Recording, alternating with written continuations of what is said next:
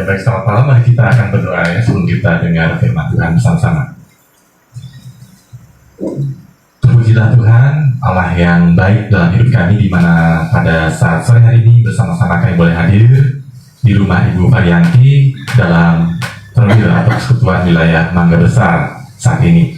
Dan kami akan bersama-sama mendengar apa yang hendak Tuhan sampaikan lewat pemberitaan firman Tuhan pada saat ini. Kiranya Roh Kudus berikan hikmat-Mu supaya kami dapat memahami dan juga melakukan apa yang Tuhan kenal. Dalam Kristus kami berdoa. Amin. Mari kita akan membuka Alkitab kita dari surat Paulus pada jemaat di Efesus. Pasal 4, Efesus 4 ayat 11 sampai 15. Efesus 4 ayat 11 sampai 15. Efesus pasal 4 ayat 11 sampai dengan ayat yang ke-15.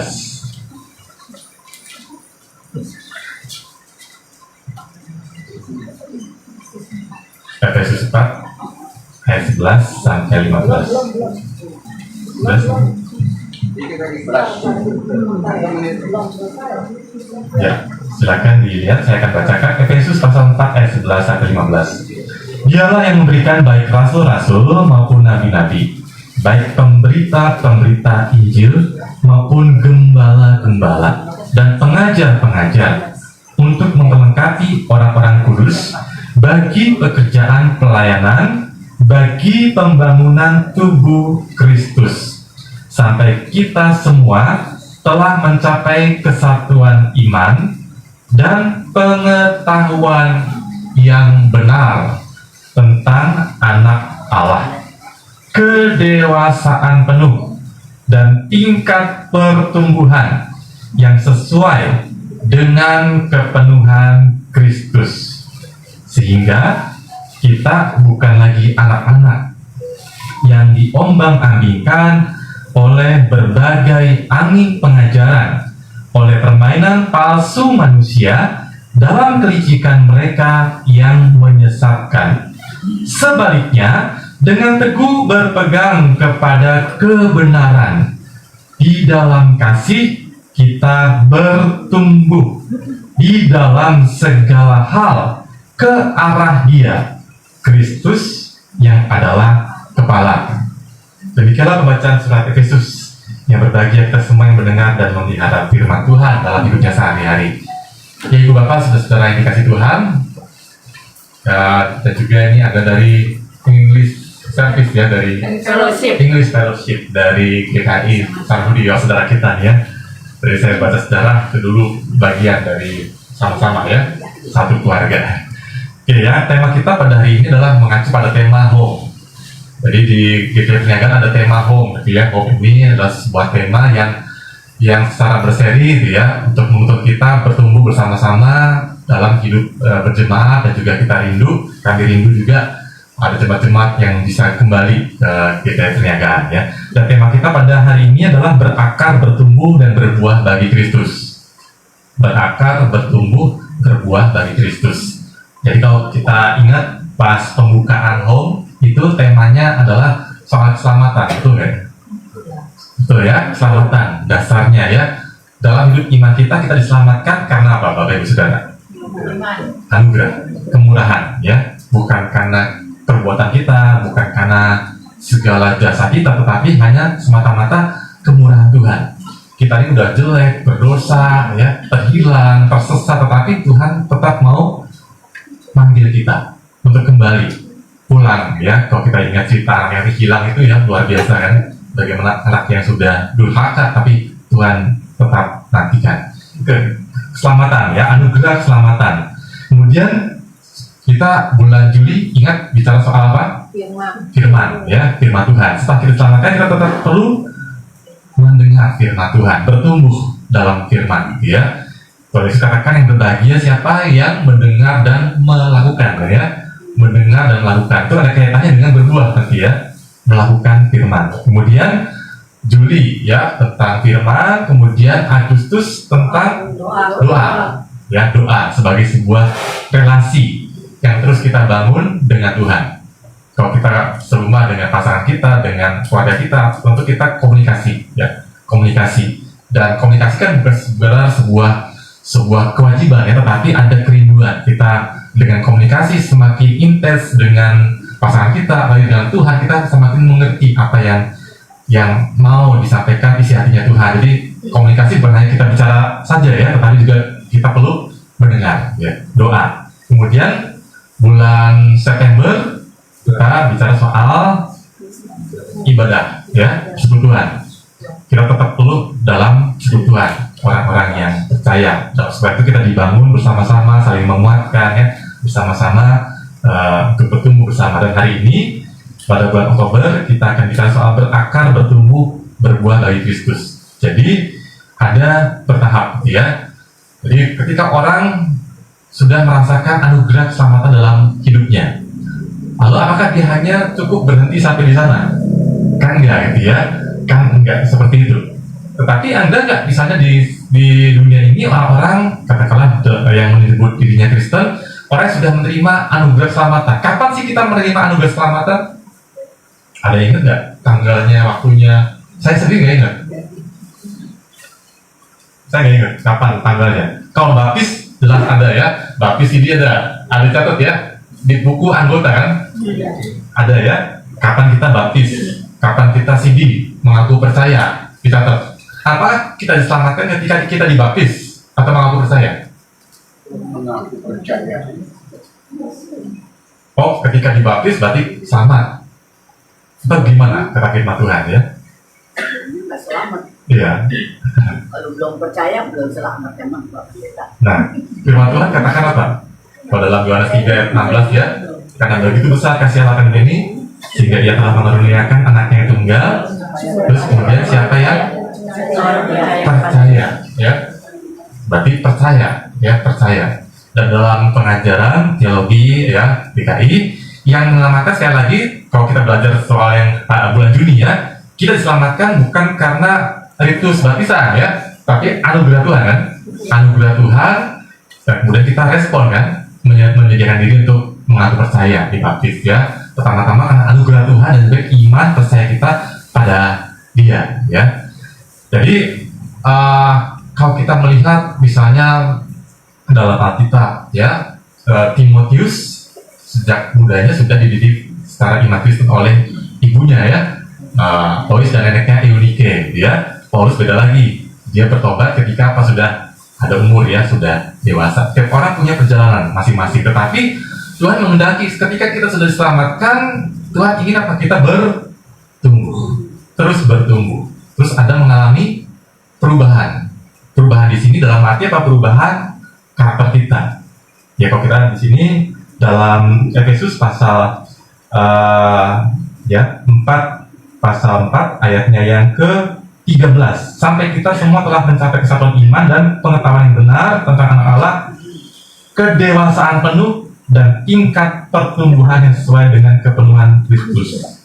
Kedewasaan penuh, tingkat pertumbuhan yang sesuai dengan kepenuhan Kristus ya. Jadi Allah menghendaki kita terus-menerus bertumbuh ya, bukan hanya sekedar bertumbuh secara fisik, tetapi juga secara iman kita, spiritualitas kita ya, karakter kita, sifat kita. Nah, mari kita lihat backgroundnya ini, surat Efesus ini seperti apa gitu ya. Efesus ini Bapak Ibu Saudara ditulis ketika oleh siapa? Oleh Paulus ya. Oleh Paulus ketika apa? Dia ada di mana? Dia ada di penjara. Kalau kita baca Efesus 3 ayat 1, di sana dikatakan apa? Efesus 3 ayat 1, Paulus mengatakan dalam surat Efesus 3 ayat 1, itulah sebabnya aku ini Paulus, seorang tahanan. Berarti dia di penjara kan? Ya, di penjara. Di penjara bukan karena dia berbuat salah atau berbuat kejahatan, tetapi apa? Justru karena memberitakan Injil ya, memberitakan tentang Kristus untuk orang-orang bukan Yahudi. Dan dianggap ini sebagai sebuah hal yang mengancam kekaisaran, karena pada waktu itu Kaisar Roma yang patut disembah sebagai anak Allah gitu ya. Orang Kristen tidak mau menyembah kaisaran, hanya Tuhan Yesus gitu. Ini resikonya kan gitu ya. Paulus ini dianggap sebagai sebuah ancaman dan seterusnya, dituduh macam-macam, kemudian dipenjarakan ya. Jadi kalau kita melihat di Paulus, dia adalah seorang yang berakar, bertumbuh dan berbuah. dia berakar dalam Kristus. Sekalipun berakarnya bukan dari kecil ya, masa anak-anak, tapi ketika sudah dewasa dia ada satu pengalaman yang dia alami ketika perjalanan ke Damsyik gitu ya, dalam semangat yang berapi-api untuk mengejar, menangkapi, mengeksekusi orang-orang percaya. Kemudian Tuhan menyatakan dirinya dan dia bertobat ya. Dan kalau kita lihat buah itu ketika kita bertumbuh berbuah nggak selalu nyaman ya buat kita, nggak selalu nyaman. Kadang itu pohon jika mau berbuah harus dipangkas, ada hal-hal yang menghambat berbuah. Dulu di rumah orang tua saya di Cirebon itu ada pohon dinding gitu ya. Ini kok pohon nggak mau berbuah gitu ya. Kemudian cobalah dipangkas ranting-rantingnya, ini kayaknya terlalu banyak nih daunnya gitu ya. Dipangkas, dipotong, kok bener gitu ya mulai muncul bunga, kemudian berbuah gitu ya. Nah jangan-jangan saya maknai pengalaman ini dengan melihat pohon belimbing pada waktu masa kecil itu, jangan-jangan dalam hidup kita ada hal-hal yang juga ketika kita bertumbuh ada hal-hal yang perlu dipangkas gitu ya supaya kita berbuah. Dan ketika dipangkas rasanya mungkin sakit ya, mungkin apa, keakuan kita ya, ego kita nggak mau ngalah ya, mau menang-menangan terus sama pasangan, kita mau menang-menangan terus sama anak, sama menantu, kita merasa yang paling benar, nggak mau didebat dan seterusnya. Dipangkas kan nggak enak ya, sakit. Kita kesombongan kita dipangkas gitu ya, mungkin apa ya, dosa kita dipangkas. Tetapi itulah yang harus terjadi ketika kita mau bertumbuh. Nah, Paulus mengalami banyak hal itu ya. Dulu sebelum dia percaya pada Tuhan, dia bisa dikatakan hidupnya terhormat kan ya.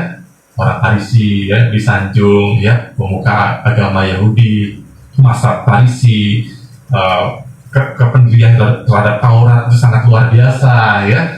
Ketika dia jadi orang Kristen, Kristus, hidupnya tambah enak atau tambah susah? Tambah susah, ya kan? Tambah susah. Di kalangan kekristenan dia dianggap ya jangan-jangan ini adalah penyusup, kan dia adalah dulunya orang yang membenci Kristen, masa sih dia bertobat dan pura-pura ya. Sementara di kalangan orang-orang Yahudi sendiri dianggap pengkhianat nih ya, kamu pengkhianat sudah jadi pengikut Kristus gitu ya, nggak mudah. Jadi kadang kita jadi orang Kristen mesti kita lengkapi dalam pikiran kita, nggak selalu hidup yang kita jalani enak gitu ya, baik-baik saja. Tetapi kadang lewat pengalaman itu jangan-jangan Tuhan hendak menumbuhkan kita gitu ya. Jangan-jangan Tuhan hendak menumbuhkan kita semakin bergantung sama Dia ya, semakin juga memahami apa yang hendak Dia lakukan terhadap kita dan juga terhadap dunia yang mana kita ada dalam Dia gitu ya. Nah, Paulus menulis surat ini ketika dalam penjara dan tulis sekitar tahun 62 Masehi gitu ya. Jadi kalau Injil yang tertua itu Injil Markus ya. Kira-kira tahunnya sama 62 gitu ya. Jadi ini banyak tua juga surat Efesus ini ya. Dan secara garis besar Paulus menuliskan tentang apa? Tentang keselamatan anugerah dalam Tuhan Yesus, karya penebusan Allah dalam Yesus, yang bukan hanya untuk orang-orang bukan Yahudi, tetapi juga untuk orang-orang bukan Yahudi ya, Yahudi dan non-Yahudi. Jadi dulu mereka ini, dua kelompok ini, orang Yahudi dan non-Yahudi saling berseteru, saling, oh kamu ini kafir, kamu ini nggak selamat, kami bangsa pilihan Allah gitu ya, dan seterusnya. Itu orang Yahudi kan, kami terpilih. Tadi ada lagu ya, pilihan Allah gitu ya. Kami umat pilihan Allah, kamu bukan. Tetapi ketika mereka sama-sama percaya sama Tuhan, tidak ada lagi tuh orang Yahudi, orang Yunani, ya, atau orang yang bukan Yahudi. Semuanya adalah satu dalam Tuhan, ya. Satu Tuhan, satu baptisan, dikatakan juga dalam Efesus, ya. Kamu bukan lagi orang asing, kamu adalah satu keluarga dalam Tuhan. Kemudian juga Paulus bicara soal apa? Soal pedoman-pedoman praktis dalam hidup orang percaya. Nanti bisa dibaca kuliah di rumah di pasal 5, kemudian pasal 6, dan seterusnya ya. Bagaimana tentang mewujudkan hidup yang berbuah dalam relasi ya, sebagai pasangan suami istri, relasi antara anak dengan orang tua dengan anak, kemudian relasi antara majikan dengan pekerja dengan majikan di dalam ayat yang ke pasal 6 gitu ya. Nanti bisa kita baca lebih lanjut ya. Jadi itu surat Efesus, latar belakangnya Paulus ada dalam penjara dan Paulus memberikan nasihat pada jemaat Efesus supaya hidup mereka berpadanan dengan panggilan keselamatan itu, ya. Jangan seperti manusia yang lama hidup dalam dosa, ya, tapi manusia yang baru. Kenakanlah manusia baru. Seperti kata kenakanlah kan seperti kita pakai baju, ya. Jadi kita punya baju yang lama yang kotor, ya kita tanggalkan, kita pakai baju yang baru dalam Kristus. Ini melambangkan apa? Hidup yang baru, ya. Terus bertumbuh dalam pengenalan akan Tuhan. Dan dalam ayat yang ke-11 tadi, Yesus 4, kita bersyukur bahwa kita bertumbuh, kita ditolong. Allah memberikan orang-orang yang dipanggil untuk memperlengkapi kita. Dan dalam zamannya Paulus itu ada yang disebut di sini ayat 11, dialah, yaitu Allah yang memberikan siapa? Yaitu memberikan rasul-rasul. Siapa rasul-rasul? Kalau dalam Alkitab Perjanjian Baru, ya 12 murid Yesus gitu, ya, rasul-rasul. Rasul-rasul adalah dari kata Yunani apostolos, orang yang diutus Tuhan. Diutus Tuhan, ya, untuk menyampaikan Injil, utusan Tuhan. Kemudian selain rasul-rasul, ada lagi siapa? Dialah yang memberikan baik rasul-rasul maupun nabi-nabi. Ya, nabi-nabi adalah seorang yang menyampaikan pesan Tuhan, ya, seperti Musa dan lain-lain, gitu, ya, yang menyampaikan nubuat firman Tuhan pada umat, itu nabi, ya. Kemudian juga ada dikatakan pemberita-pemberita Injil, yaitu pembawa kabar baik, ya. Kemudian ada juga gembala-gembala. Kalau zaman sekarang apa gembala? Ya pendeta lah, ya, pendeta jemaat, ya, gembala yang merawat, ya, ada orang sakit mengunjungi, ya, kemudian mengajar juga termasuk di dalamnya itu gembala. Ada juga pengajar-pengajar, dalam bahasa Yunani didaskalos atau guru, gitu, ya. Jadi orang-orang ini dipakai oleh Allah untuk apa? Untuk memperlengkapi. Siapa yang dilengkapi adalah orang-orang kudus. Siapa orang kudus? Ya gereja, gitu, ya, umat Allah, komunitas iman, orang-orang kudus. Ngapain kok diperlengkapi? Ada tujuannya, ya. Kalau kita membaca ayat 12, untuk memperlengkapi orang-orang kudus. Buat apa diperlengkapi? Jadi kalau anak kita belajar di kampus, pasti ada tujuannya tuh, ya. Bukan sekedar dapat nilai ijazah, kan? Ada tujuannya, kan, ya. Supaya apa? Dia bisa berkarya dengan ilmunya, kan, ya. Kalau kita diperlengkapi oleh tadi ada gembala, ada pemberita Injil, ada gembala, ada nabi, ada tujuannya, ya. Ada tujuannya. Apa tujuannya? Adalah di ayat 12, bagi pekerjaan pelayanan, ya, bagi pembangunan tubuh Kristus. Ya, jadi pelayanan bukan sekedar pelayanan semau saya atau sesuka saya, tetapi perlu dalam kebenaran, ya, dilengkapi. Bagaimana pelayanan yang benar, ya, dilengkapi. Untuk apa? Pembangunan tubuh Kristus, yaitu gereja, ya. Jadi setelah kita menerima anugerah keselamatan dalam Yesus, kita perlu terus-menerus dilengkapi. Ya, kadang ada orang mengatakan udah cukuplah hari Minggu aja ke gereja, ya, yang lain nggak perlu, gitu, ya, nggak perlu Bible study, nggak perlu mungkin juga malah puji dan doa, atau mungkin setiap hari secara pribadi devosi membaca firman Tuhan dan seterusnya. Padahal kalau kita makan sehari berapa kali, ya? Tiga, ya, umumnya 3 lah, ya. Nah, kata Tuhan Yesus, kita tidak hanya makan dari roti saja, ya. Atau kalau dalam di Indonesia tidak ada roti, makanannya nasi, ya. Tapi dari firman Tuhan, ya. Perlu kita secara rohani dikuatkan, terus-menerus makan. Dalam petik makan firman Tuhan, merenungkan dan melakukan firman Tuhan. Dan kadang kita juga perlu diperlengkapi oleh orang-orang yang memang dididik secara khusus, ya, secara mungkin teologi, ya, untuk bisa mengajarkan firman Tuhan. Supaya apa? Mereka makin bertumbuh dalam pengenalan yang benar, pengetahuan yang benar tentang anak Allah, ya, ayat 13, kesatuan iman, pengetahuan yang benar tentang anak Allah. Jadi kadang ada orang yang salah memahami, ya, tentang mengikuti Yesus. Oh, mengikuti Yesus berarti segala sesuatu akan lancar. Saya mungkin akan terus-menerus mengalami peningkatan dalam bisnis, dalam karir, ya, dijauhkan dari berbagai macam sakit penyakit dan seterusnya. Ya, itu benar nggak tuh, ya? Pengetahuan yang benar tentang anak Allah.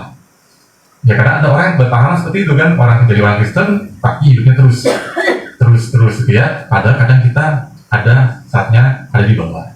dong. Jadi kita mesti punya pengetahuan yang benar tentang Yesus, tidak hanya sepenggal-sepenggal dari ayat Alkitab, tetapi kita lihat bagaimana karya Allah dalam Yesus. Yesus sendiri sebagai Tuhan kita adalah Tuhan yang menderita, ya, betul ya? Yang menderita, hidupnya luar biasa menderita, bahkan endingnya adalah disalib, ya. Jadi bagaimana panggilan kita sebagai orang percaya ketika mengikuti Kristus, kita mesti membekali diri bahwa tidak selalu hidup akan selalu nyaman, selalu apa yang kita harapkan, kita mau, kita inginkan, ya. Keluarga kita semuanya sehat, kita semua baik-baik saja. Karena dibawa dalam satu pengalaman, tapi dari pengalaman itu justru tadi ada lagu yang mengatakan Allah itu hebat besar, ya. Justru ketika kita ada di titik terbawah, di sana akan terlihat benarkah Allah kita besar. Ketika kita sanggup hadapi itu bukan dengan kekuatan saya sendiri, bukan dengan saya punya kepintaran, bukan dengan saya punya kekuatan saya, ya, tapi karena semata-mata karena kekuatan Tuhan. Kita bersyukur ada komunitas, ya. Tapi juga kita sadar teman kita, kawan kita dalam gereja terbatas juga, ya, terbatas. Oke, mereka bisa kita kasih curhat, ya, tetapi mereka juga terbatas. Hanya Tuhan yang bisa memberikan kekuatan. Tapi kita bersyukur juga kalau diberikan komunitas orang beriman, ya, bisa saling memberikan support, doa-doa dan seterusnya. Tetapi yang utama adalah Tuhan. Ya, jadi dilengkapi pengetahuan yang benar tentang anak Allah, kedewasaan penuh, tingkat pertumbuhan sesuai dengan keputusan Kristus, sehingga apa? Kita bukan lagi anak-anak. Seperti apa sih orang yang rohaninya masih anak-anak? Kalau anak-anak tuh gimana, ya? Selalu nuntut, ya, selalu minta, nuntut, ya. Kalau nggak dipenuhi apa biasanya? Rengek, ya, nangis. Kemudian udah dipengaruhi orang-orang, ya. Kalau nggak dikajarin apa yang baik, apa yang salah, apa yang benar, kan bisa terpengaruh, ya. Di sekolah misalnya teman-temannya ngajarin kata-kata yang kasar. Kalau nggak diajarin orang tuanya bisa ya dianggap itu biasa, gitu, ya, biasa. Kalau orang tua ngajarin ini nggak boleh, ini nggak bagus, ya, kata-kata ini, jadi dia bisa belajar. Itu anak-anak, ya, diombang-ambingkan oleh di sana berbagai macam permainan palsu manusia. Nah, kita orang dewasa belum melengkapi, gitu, ya, anak-anak kita. Kalau orang dewasa apa semestinya dia tidak mudah diombang-ambingkan oleh berbagai macam angin pengajaran yang tidak sesuai dengan firman Tuhan, ya. Orang dewasa apa? Ada tanggung jawab, ya, dia sadar apa peran yang harus dijalankan, ya, dalam kehidupan bersama, dalam keluarga, dalam family, dalam gereja, dalam relasi sosial sehari-hari. Dan jadi di sini lewat surat Efesus, khususnya dalam perikop yang tadi kita baca, Paulus ajarkan pada para orang percaya untuk terus mengalami pertumbuhan dalam segala hal ke arah Kristus, ke arah Dia. Jadi modelnya adalah Kristus sendiri. Ya, diharapkan apa dalam keluarga kita? Ya, modelnya Kristus, ya. Misalnya kalau kita nanti baca di dalam pasal 6, tuh, ya, atau pasal 5, tuh, ya, tentang hubungan antara suami istri, gitu, ya. Bagaimana istri tunduk kepada suami, suami mengasihi istri sama seperti Kristus mengasihi jemaat yang mengorbankan dirinya, memberikan dirinya. Itu bagaimana meladani Kristus dalam hidup keluarga. Nanti kita bisa baca lah di pasal selanjutnya, itu, ya. Dalam kerjaan, ya, gimana meladani Kristus, ya, nanti bisa dibaca di pasal 6, tuh, ya, hubungan antara Tuhan dengan hamba, ya. Jangan seperti kita hanya kerja di hadapan Tuhan saja supaya menyenangkan, kerjanya serius, ya, bagus, kemudian nggak dilihat kita seenaknya, gitu, ya. Saya dulu pernah kerja di Cirebon, ya, sebelum kuliah teologi. Itu unik, dalam sebuah kantor ketika bosnya datang, suara mesin mobil datang, mereka tiba-tiba mendadak serius, tampang serius. Ya mungkin Bu Esi juga ngalamin, ya, tampang serius kok kerja, bener-bener gitu, Bu, ya. Pernah kerja, Belum pernah, ya. Saya mungkin punya ini apa? Yang karyawan, nah, ya. Kalau Ibu datang mungkin beda, ya. Lebih serius mungkin soal kerja, tuh. Iya, kayaknya begitulah. Nah, itu begitu bosnya keluar dari kantor, kemudian mesin mobil nyalakan, wah, mereka santai-santai lagi, ya. Jadi hanya menyenangkan hati tuannya, tapi nggak begitu, gitu, ya. Ya, ini mudah-mudahan kabinetnya sekarang nggak begitulah, ya. Hanya di depan Bapak Prabowo mungkin bagus-bagus, tapi mudah-mudahan enggak, gitu, ya. Mereka sungguh-sungguh mau kerja, gitu, ya. Itu menerapkan bagaimana, ya, berbuah juga dalam dunia kerja, ya. Dan majikan juga diceritakan dalam surat Efesus untuk juga melakukan dengan adil, gitu, ya. bawahan atau orang yang bekerja pada mereka. Jadi intinya adalah hidup orang Kristen itu harus terus menerus mengalami pertumbuhan, berakar dalam firman, ya, dalam Kristus, dalam firman, kemudian bertumbuh, ya, terus bertumbuh dalam pengenalan akan Tuhan, dalam pengenalan akan Tuhan, dan kemudian berbuah. Akhirnya apa yang diharapkan adalah buahnya, kan ya, buahnya. Dan ketika kita berbuah, tujuannya apa? Cuma satu, untuk kemuliaan nama Tuhan, kembali sama Tuhan, ya. Bukan kita berbuat supaya apa? Oh, saya ini hebat, ya, dipuji orang, tapi kembali untuk kemuliaan nama Tuhan, ya. Jadi tema hari ini adalah berakar, bertumbuh, dan berbuah. Ya, setelah kita diselamatkan, kita mesti terus berakar dalam firman, terus berakar dalam Kristus, dalam kasih Tuhan, terus bertumbuh dalam komunitas, ya, dalam persekutuan, dalam hidup sehari-hari, dalam setiap pengalaman hidup yang Tuhan izinkan terjadi, dan akhirnya terus berbuah, ya. Oke, kita akan diskusi, ya, untuk malam hari ini. Kita akan bagi beberapa kelompok, ya, kita berapa 4 orang per kelompok. Mungkin lebih nggak usah pindah-pindah, Ya. yang dekat saja Bapak. 4 pakai kelompok. Atau 5 orang, 5 orang per kelompok, ya. Kamu di satu baris saja deh yang depan. Iya. Ya, kita mau satu baris. Boleh. Yang ini boleh silakan, ya, ini ada beberapa Enak begini kali ya. didiskusikan. Ini ada terbatas. Kita maksudnya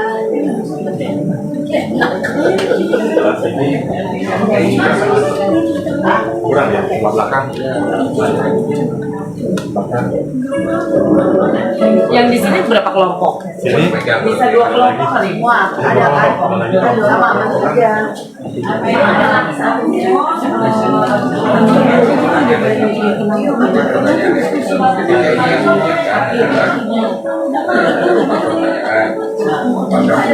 ya, ini ada 4 pertanyaan yang bisa kita diskusikan, ya, kita sharingkan. Mungkin bisa waktunya antara 10 menit, ya, cukup lah, ya, kira-kira 15 menit, ya, 10 menit, 10 atau 15 menit, ya, paling lama 15 menit lah, ya.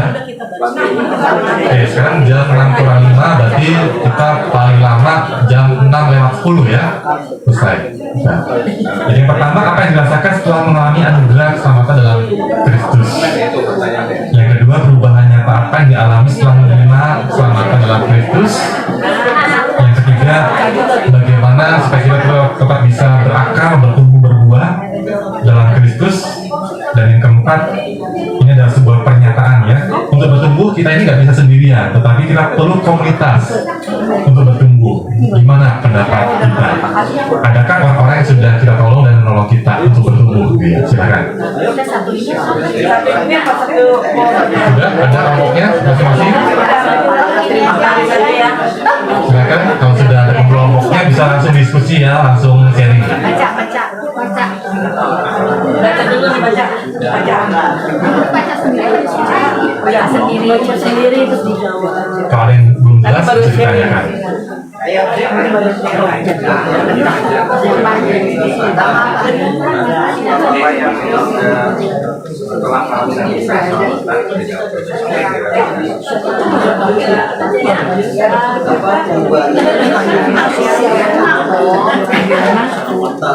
Apa yang dia alami secara cita dan Boleh disebut kalau ya enak,